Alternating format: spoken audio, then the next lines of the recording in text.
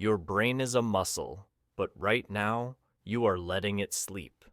You treat English like a dusty subject in a library, memorizing lists and reading rules. But English is not a subject. It is a sport, and you cannot learn to play football by reading a book about balls. You have to get on the field. You have to run. You have to sweat. The biggest mistake you make is thinking that thinking in English is a magical switch. You think one day you will wake up and it will just happen. That is a lie. It is a mechanic. It is a system. You must build it brick by brick, muscle by muscle. Today, I am not giving you motivation. I am giving you a manual. A 14-step mechanical system to stop translating in your head and start thinking directly in English. Welcome to Luminary English, where stories light the way to better English. You're not just watching a video, you're stepping into a story. Listen closely, feel every word, and let today be the chapter that changes your English forever. Part 1. The golden rule of simplicity. Let us begin with the diagnosis. Why do you fail? Why do you freeze when you try to speak? I will tell you exactly why. It is because you are an adult. You have complex thoughts. You have adult emotions. You have a sophisticated view of the world in your native language. When you look at a problem, you see nuance. You see shades of gray. You see history, politics, and emotion all wrapped together. So, when you try to speak English, your brain tries to translate that complexity directly. You want to express a thought like, I am feeling a bit overwhelmed by the sheer volume of administrative work I have to do today, and I am worried it will impact my deadline. That is a level 10 thought. It is beautiful. It is precise. But your English speaking ability is currently at level 2.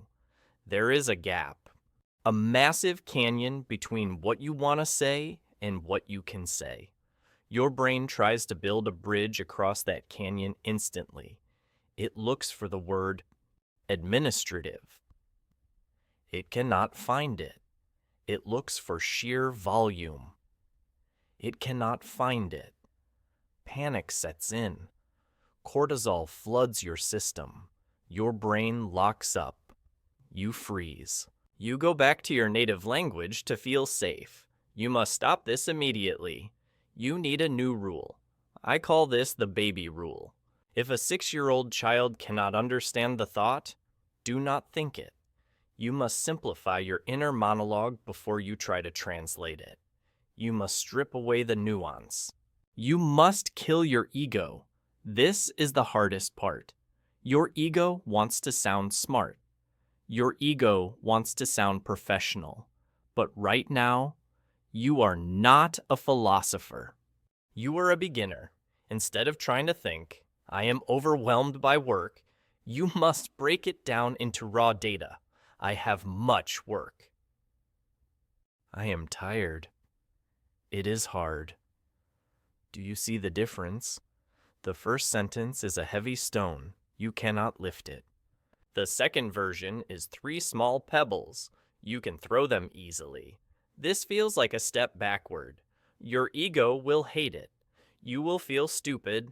You will think, but I am smart. I want to sound smart. I am a manager. I am a doctor. Ignore that voice. That voice is keeping you silent. To build speed, you must sacrifice complexity. When you simplify the thought to level 1, the translation becomes instant. There is no lag. There is no searching. I have work. Boom. I am tired. Boom. This builds momentum. This builds confidence. Speed comes from simplicity. Do not try to run a marathon with a heavy backpack filled with rocks. Drop the bag, run free.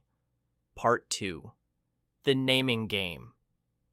Now that we have lowered the difficulty, we must warm up the machine. We need to connect your eyes directly to your English brain. Right now, you have a middleman in your head. You see a table. Your eyes send the image to your brain. Your brain finds the word in your native language. Then, your brain translates that word into English. Finally, you say table. That is too slow. That is the path of failure. That extra step costs you 1 second. In a conversation, 1 second is an eternity. We need to kill the middleman. We need a direct line from the optic nerve to the English vocabulary center. Here is the protocol. It is called the naming game. You can do this anywhere. You can do this right now. Look around your room. Find 5 objects. Do not look at them and think in your language. Look at them and tag them in English. Look at the light. Say light. Do not say the word in your language first. Push that word away. Force the English word to surface. Look at the floor. Say floor. Look at your hand. Say hand. Look at the phone. Say phone. This sounds too easy. You are thinking, I know these words.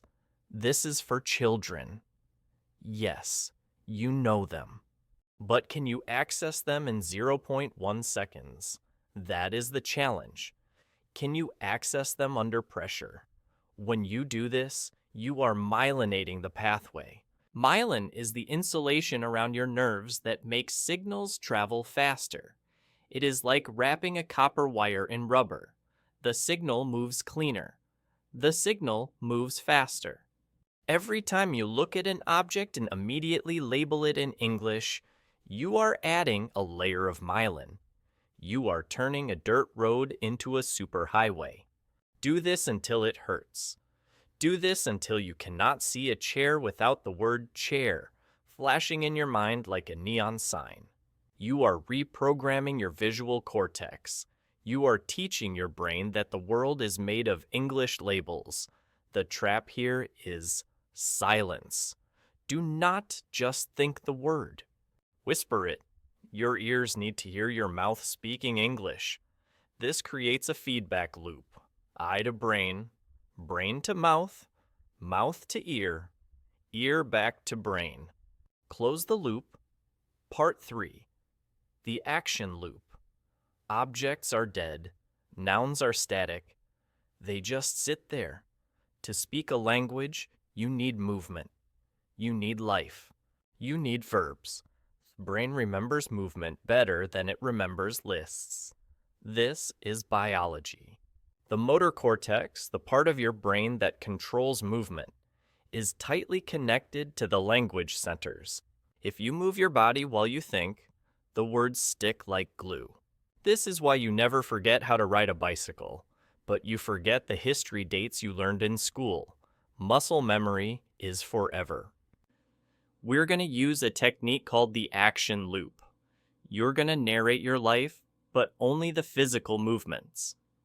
Imagine you are waking up in the morning.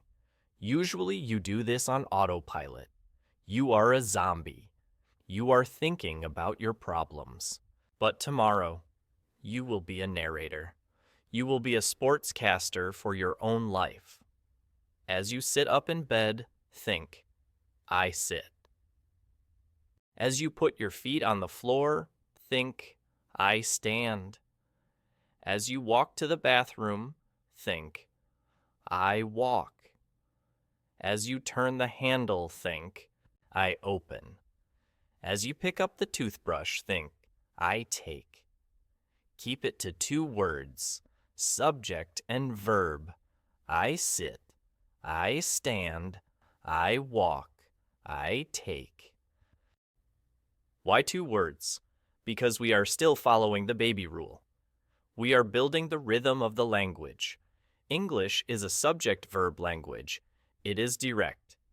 It is punchy. It is not passive. When you do this, you are syncing your physical reality with your linguistic reality. You are not just thinking the word walk.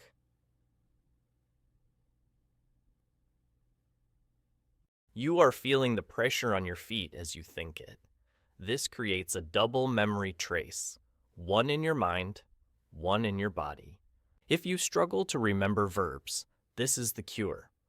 Do not memorize a list of verbs from a textbook. Perform the verbs. Live the verbs. If you are cooking, think I cut, I wash, I cook, I eat. Make your life a continuous stream of English actions. You will feel strange at first. You will feel like a robot. That is good. Be a robot. Robots do not make mistakes. Robots are efficient. Build the mechanical structure first. The poetry will come later. Part 4. The sensory trigger. We have nouns. We have verbs. We have a black and white sketch of the world. Now we need color. We need texture. We need to add adjectives. Adjectives are the glue that makes language interesting. But again, do not memorize a list of colors. That is boring. Your brain will delete boring information. Your brain is designed to filter out useless data. If you just read a list of adjectives, your brain says, "This is not important for survival," and deletes it. You need to use your senses. You need to trick your brain into thinking these words are crucial for your reality. We call this the sensory trigger. You are going to focus on one sense at a time for 1 minute. Stop what you are doing. Look at something bright. Maybe it is the screen. Think. Bright. Think. White.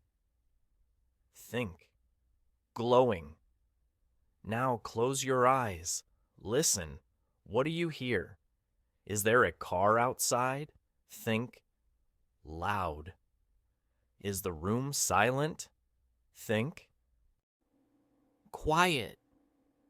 Is there a buzzing sound? Think. Noisy. Touch the table in front of you. Is it wood? Think. Hard. Think. Rough. Think. Smooth. Is it cold? Think. Cold. You are training your brain to be a descriptive machine. Most students ignore adjectives. They say, "I saw a car." That is weak. That is low resolution. A native speaker thinks, "I saw a huge, red, fast car." By consciously focusing on your senses, you trigger the sensory cortex. When you think, cold, while touching a cold glass of water, the word cold gets physically attached to the sensation of temperature. This is how you stop translating. You do not translate the word for cold. You feel the ice on your skin, and the English word appears instantly. The sensation is the trigger. Practice this when you are eating. Do not just eat. Analyze. Hot, salty, sweet, crunchy. Turn your meal into a vocabulary lesson. Your world is full of data. Your job is to process that data in English. Part 5. The emotion bridge. Logic is weak. Emotion is strong. You can forget a math formula, but you never forget the time you were truly terrified. You never forget the moment you fell in love. You never forget the moment of deep shame. Emotion burns memory into the brain. The amygdala, the emotional center of the brain, tells the hippocampus, the memory center, "Save this. This is important. This matters. We must use this. We must stop using boring, neutral language to describe how we feel." Most students only know 3 words for emotions: good, bad, and fine. How are you? I am fine. How was the movie? It was good. How is the weather? It is bad. This is garbage. This is dead language. It has no emotional weight, so your brain does not care about it. You need to build the emotion bridge. Imagine you are driving. Someone cuts you off. They almost hit your car. Your heart is pounding. Your hands are gripping the wheel. You are furious. In that moment, do not think, that was bad. Connect the feeling in your stomach to a visceral English word. Scream in your head, I am angry. Feel the heat in your face. I am furious. Feel the fear. I am scared. When you are exhausted after a long day, do not think, I am tired. Feel the heaviness in your bones. Think, I am exhausted. Think, I am drained. You must link the English vocabulary to your internal chemical state. If you are happy, don't just say happy. Say excited. Say thrilled. When you connect a word to an emotion, you bypass the translation center completely. The feeling itself triggers the word. You do not need to think in your native language because your native language cannot describe the English feeling you are building. Next time you feel a strong emotion, sadness, anger, joy, pause. Find the exact English word, lock it in, feel it. That word is yours forever. Part 6.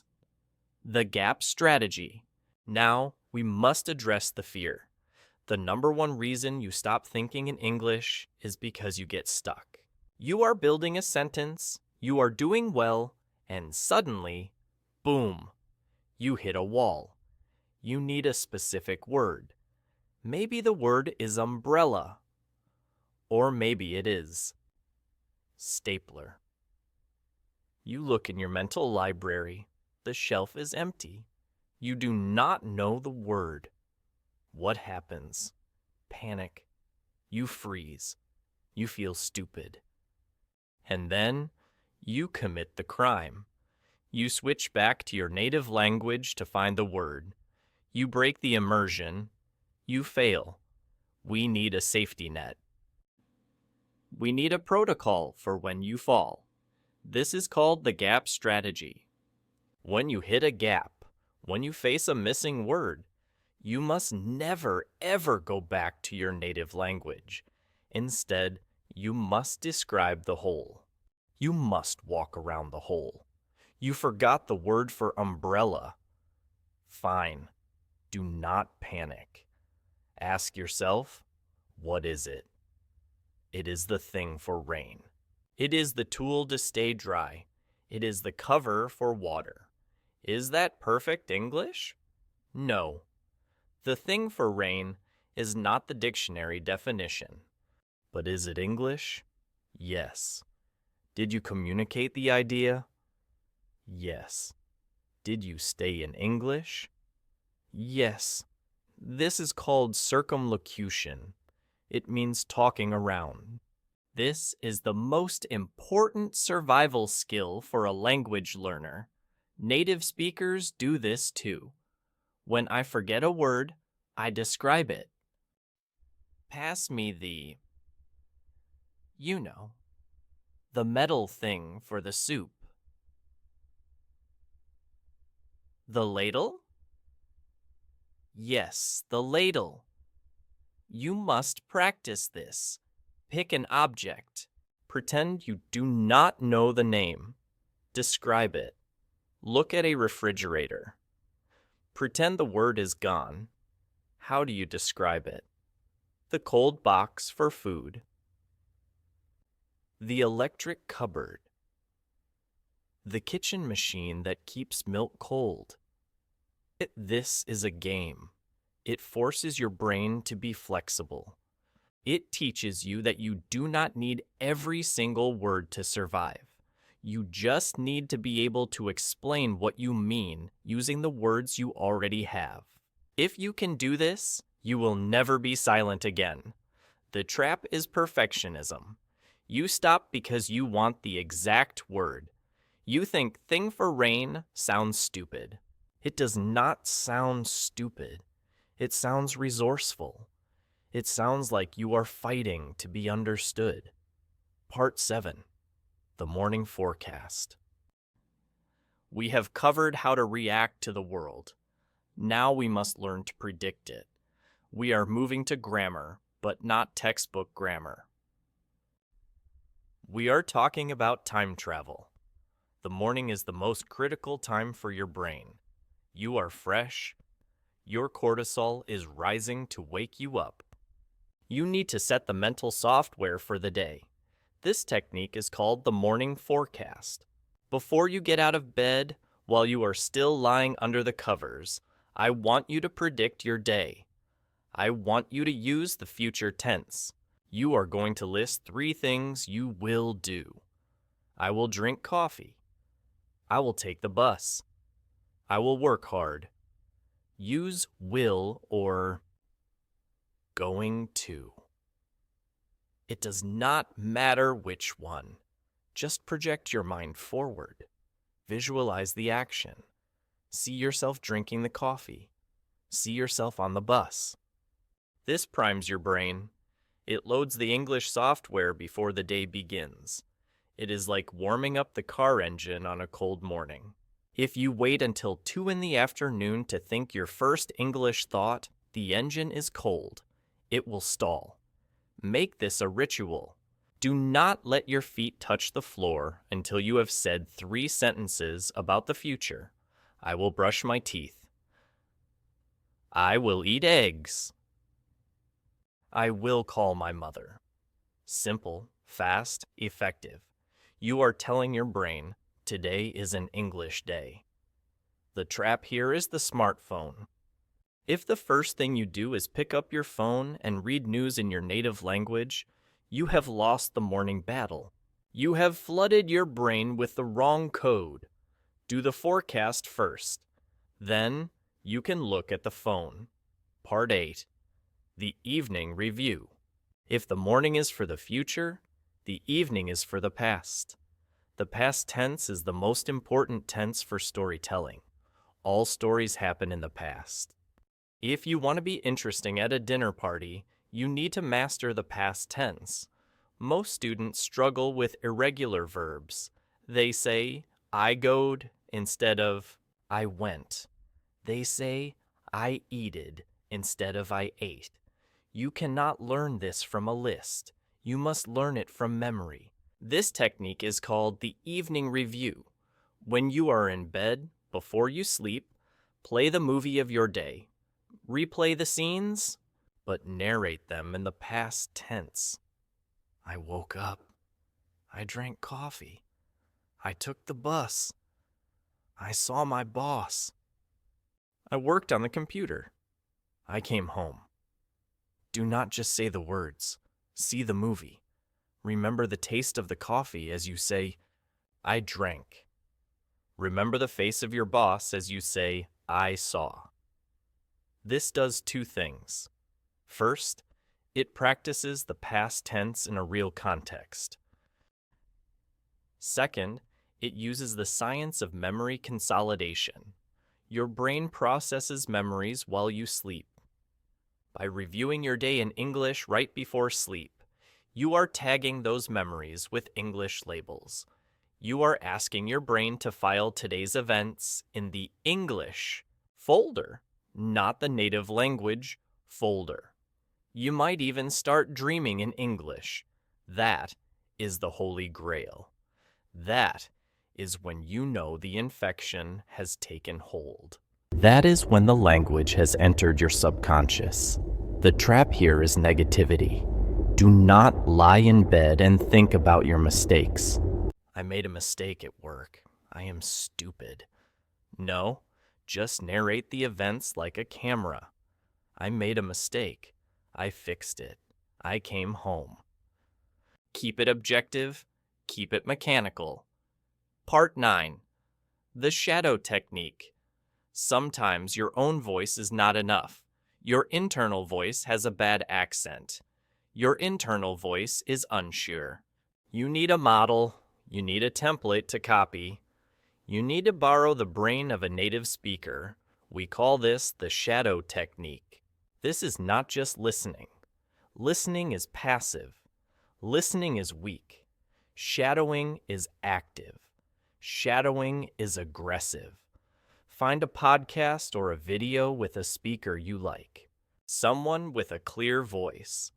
Play the audio. Do not wait for the sentence to finish. Repeat the words immediately after the speaker says them. You are an echo. You are a shadow. You are half a second behind them. Speaker. The economy is changing rapidly. You. 0.5 seconds later. The economy is changing rapidly. You are not analyzing the grammar. You are not translating. You are mimicking the rhythm. You are mimicking the intonation. You are copying the music of the language. English has a heartbeat. It goes up and down. Da da da da da. If you only read, you never learn the heartbeat. When you shadow, you force your mouth and your brain to dance to the native rhythm. Do this for 2 minutes. It is exhausting. It requires total focus, but it aligns your internal monologue with reality. It fixes your pronunciation without you trying. You stop sounding like a robot and start sounding like a human. The trap here is passivity. Do not just listen and nod your head. Your mouth must move. If your mouth is not moving, you are not shadowing. You are just watching TV. You must physically produce the sound to train the muscle. Part 10. The 2-minute debate. Now we move to level 3. We are done with simple nouns and verbs. We need to build logic. We need to build opinions. You are an adult. You have opinions. You like things. You hate things. You need to express why. This technique is called the 2-minute debate. You are going to have an argument with yourself in your head. Pick a simple, harmless topic. Coffee is better than tea. Summer is better than winter. Cats are better than dogs. Now act like a lawyer.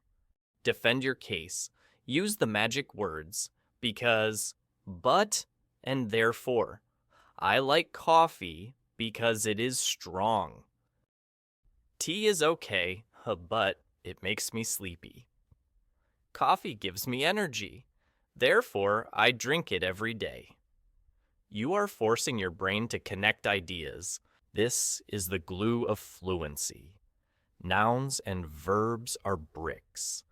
Connectors like because and but are the cement. Without cement, your wall falls down. Do not worry if your logic is simple. Summer is better because it is hot. I like the sun. Winter is cold. I hate the cold. That is a perfect argument. It is simple, clear, and logical. Challenge yourself. Argue the other side. Actually, winter is better because I can sleep. Summer is too hot. Flip the coin. Be the other lawyer. This flexibility creates a fluid mind. It stops you from getting stuck in one way of thinking. The trap here is getting angry or emotional about the topic. Do not debate politics. Do not debate religion. Those topics are too heavy. Your brain will get frustrated because you lack the vocabulary. Stick to simple things. Pizza versus burgers. Morning versus night. Keep it light. Keep it moving. Part 11. The Question Master. Conversation is a two-way street, but most students only worry about answering. They are terrified of being asked questions, so they never ask questions themselves. To be fluent, you must be curious. You must be the detective. This technique is called the question master. Go to a public place. A park, a cafe, a train station. Look at a stranger. Do not stare. Be polite.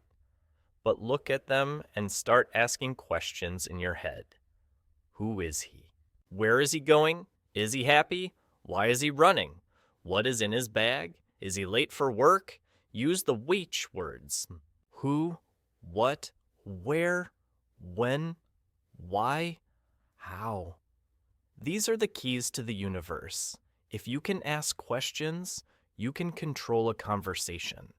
This exercise keeps your brain in search mode. You're not just passively observing the world, you are interrogating it. You are actively constructing scenarios. I think he is a doctor.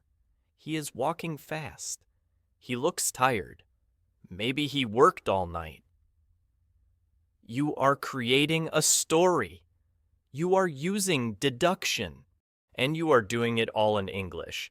This builds the muscle of spontaneity. You are reacting to live data with live language. The trap here is boredom. You look at someone and think, he is a man. And you stop. No. Push deeper. Why is he wearing that hat? Where did he buy those shoes? Is he married? Force your brain to be interested. Curiosity is the fuel for language. Part 12. The No Subtitles Challenge. We all love Netflix, but you are watching it wrong. You are reading the subtitles. You are not listening to the English. You are reading your native language at the bottom of the screen. Or you are reading English subtitles, which means you are practicing reading, not listening. We need to remove the crutch. We need to force your brain to process the visual information directly into language. This is the No Subtitles Challenge. But with a twist, I want you to find a video that is very visual. A cooking video is perfect. Or a travel vlog. Or a day in the life video. Turn off the sound. Yes, turn it off. And turn off the subtitles. Now, you are the narrator. Watch the video and describe what is happening. He is cutting the onions. He is putting oil in the pan. The fire is hot. He is mixing the meat. You have to keep up with the video. If he moves fast, you must speak fast. If he slows down, you slow down. This creates pressure, positive pressure. You cannot pause the video to look up a word. If you don't know the word for spatula, you have to use the gap strategy. He is using the spoon thing. This mimics real life. In a real conversation, you cannot pause the other person. You have to keep going. This exercise trains your brain to process visual inputs and turn them into verbal outputs in real time. The trap here is giving up when it gets too fast. If the video is too fast, do not quit. Just simplify. Instead of, he is chopping the vegetables finely, just say he cuts. Keep the flow alive. Do not let the silence win. Part 13. The identity shift. Here is a secret. The person who speaks your native language is not the same person who speaks English. Your native personality is formed by your culture, your childhood, your friends. Your English personality is new. It is a blank slate. Many students fail because they feel shy. They feel like a fraud. I sound stupid. This is not me. You are right. It is not you. It is your alter ego. This is the identity shift. When you switch to English, I want you to pretend you are an actor. You are playing a character. This character is confident. This character speaks loudly. This character is not afraid of mistakes. Give this character a name if you have to. Let's call him the captain. When you think in English, put on the mask of the captain. The captain does not whisper. The captain does not apologize. The captain speaks with authority. I will go to the store.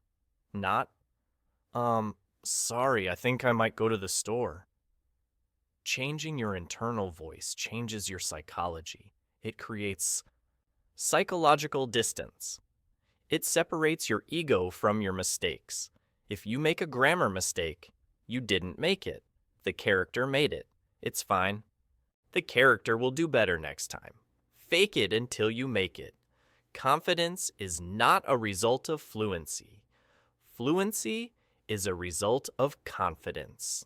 If you speak with confidence, your brain relaxes, the cortisol drops, and the words flow easier. Be the actor. The trap here is feeling silly.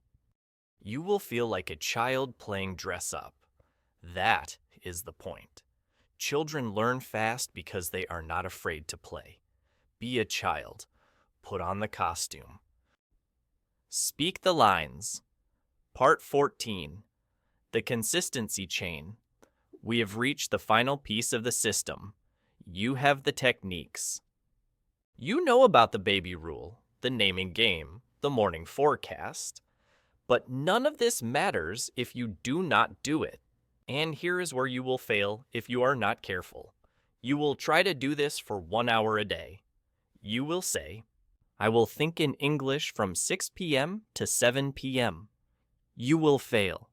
That is too hard. That is like trying to lift 500 pounds on your first day at the gym. Your brain will revolt. You will get a headache. You will quit. The secret is frequency, not duration. Do not practice for 1 hour. Practice for 30 seconds, but do it 20 times a day. Think in English while you brush your teeth.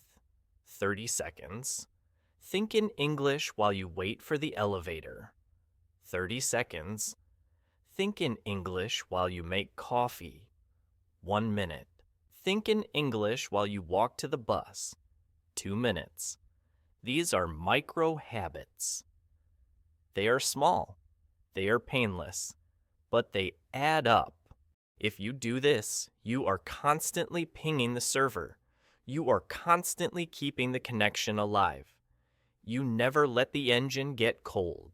You cannot build muscle by going to the gym once a month for 10 hours. You build muscle by going every day for 20 minutes. Consistency is the killer. Consistency is the key. Chain these moments together. Make your life a series of small English islands. Eventually, the water will drain away, and the islands will connect to form a continent. The trap here is the all-or-nothing mentality. You miss one day, and you think, I failed, I will stop. No. If you miss a day, you restart. If you miss a morning, you do the evening. Keep the chain alive. The reflection. I want to speak to you now, not as a coach, but as a brother. I know this is hard.